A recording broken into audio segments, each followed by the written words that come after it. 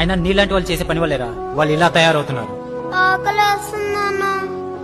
పోయి ఆ హోటల్ దగ్గర నిలబడిపో. నేను ఫ్రీగా ఇవ్వనని తెలుసు కదా నీకు. చిన్నపిల్లడైనా అడుక్కోకుండా ఎంత కష్టపడుతున్నారు చూడరా రే. అన్నా నా డబ్బులు నాకు ఇచ్చేయన్నా. ఏమైందిరా?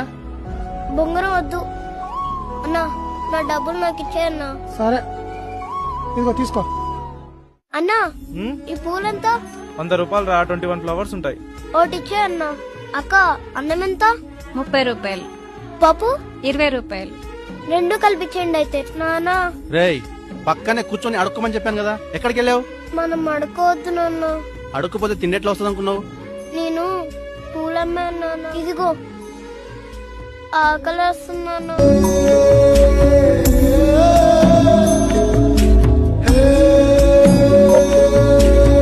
ఇక్కడి నుంచి మనం బిచ్చం అడుక్కోవద్దు నాన్న. అలాగే నాన్న, పువ్వులు అమ్ముకుందాం. అలాగే.